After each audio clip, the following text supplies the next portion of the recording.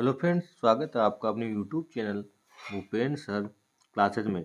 Class 12th वालों का ये फिजिक्स का पेपर है जो प्री बोर्ड 2024 का है। इसी प्रकार का पेपर आपका 2025 में मिल सकता है और इसमें से बहुत सारे प्रश्न आपको बोर्ड एग्जाम में भी मिल सकते हैं, क्योंकि बहुत ही इंपॉर्टेंट पेपर है ये।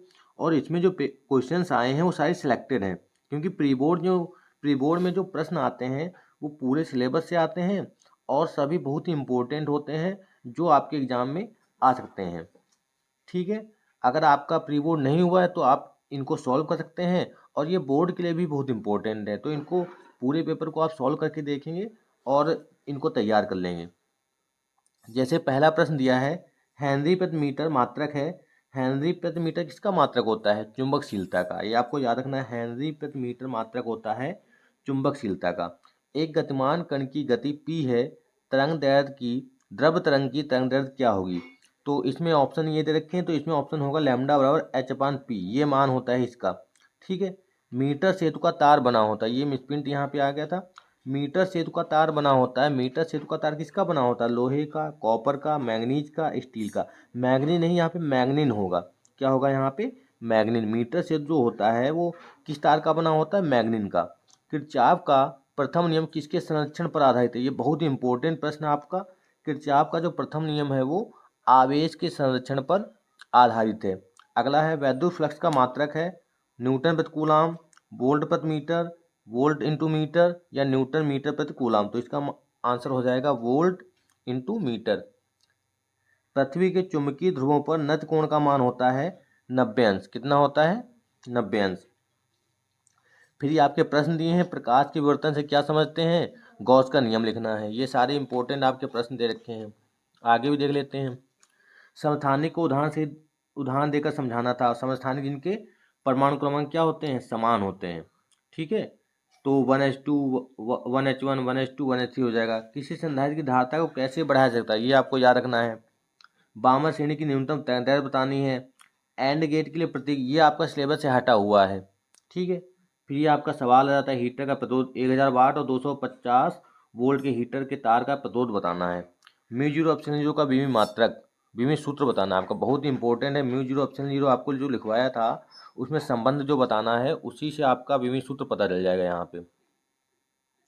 डी बराबर तरंगदैर्घ्य के लिए व्यंजक, ये भी बहुत इंपॉर्टेंट है। एक तार में 5 एम्पीयर की धारा प्रवाहित हो रही, तार के अनुप्रस्थ काट के क्षेत्रफल से प्रति मिनट कितने इलेक्ट्रॉन गुजरते हैं? 5 एम्पीयर की धारा प्रवाहित, बहुत ही सिंपल फार्मूला है आपका, इसमें पहले चैप्टर से ही लगा देना है। ठीक है, आपको इसमें एन निकालना है। क्यू बराबर एन ही होता है और क्यू का मान हो जाएगा आई गुणे टी। क्यू बराबर हो जाएगा आई गुणे टी, क्यू बराबर एन ही होता है। यहाँ से आई टी बराबर एन ही, यहाँ से एन निकाल लेंगे। एक दूसरे के संपर्क में रखे दो पतले लेंसों की परिणामी फोकस दूरी का सूत्र का व्युत्पन्न करना है। ये वाला ये आपका बहुत ही इंपॉर्टेंट है। व्यतिकरण और तथा विवर्तन में अंतर स्पष्ट करना है। व्यतिकरण और विवर्तन में अंतर बताना है, ये आपको भी लिखवाया है।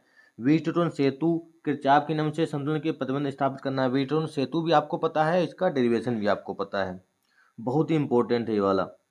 24 सेंटीमीटर रक्ता त्रिज्या वाले अवतल दर्पण के सामने 3 सेंटीमीटर दूरी पर एक मोमबत्ती रखी। मोमबत्ती के प्रतिबिंब की स्थिति बतानी है। जैसे हाई स्कूल में नहीं लगाते थे 1/f वाला, 1/f बराबर 1/v प्लस 1/u, ये वाला फार्मूला लगेगा इसमें। ये दे रखा है इसका मान। वक्ता त्रिज्या से फोकस दूरी निकाल लेंगे और 3 सेंटीमीटर वस्तु की दूरी u का मान दे रखा, v निकालना है यहाँ पे। ठीक है, एम्पियर प्रपथी नियम, एम्पियर प्रपथी नियम बहुत इंपॉर्टेंट है। इसका साथ में जो डेरिवेशन है वो भी आपको पता है। एक दूरदर्शी के अवदर्शी की फोकस दूरी बतानी है और इसकी स्पर्शदर्शी न्यूनतम दूरी, यह न्यूमेरिकल आ गया आपका।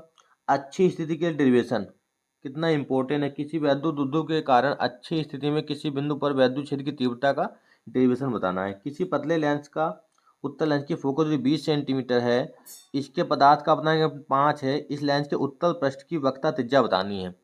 इसको आप लोगों ने पढ़ा है 1/f बराबर 1/n-1 1/f1 minus 1/f2 r1 minus r2 वाला, उस वाले फार्मूले से लग जाएगा ये वाला। सेकेंड पार्ट में जो है, किसी वृत्ताकार धारक कुंडली के केंद्र पर उत्पन्न चुंबकीय क्षेत्र की तीव्रता का सूत्र, ये भी आपको डेरिवेशन हो चुका है।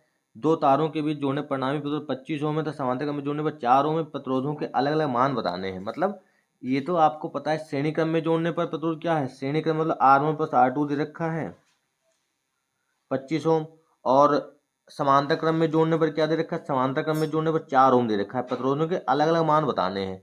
ठीक है, यहाँ से सूत्र बना लेंगे। R1 प्लस R2 का मान दे रखा है। ठीक है, 1/R बराबर 1/R1 प्लस 1/R2, उस ये वाला फार्मूला लगाएंगे। यहाँ से दो डेरिवेशन बना लेंगे, मतलब दो इक्वेशन बना लेंगे। जैसे मैथ में नहीं सॉल्व करते थे दो इक्वेशन को, वैसे ही सॉल्व करके लगाने। समांतर प्लेट संधारित्र धाता का सूत्र बहुत ही इंपॉर्टेंट है आपका बोर्ड के लिए भी ये वाला।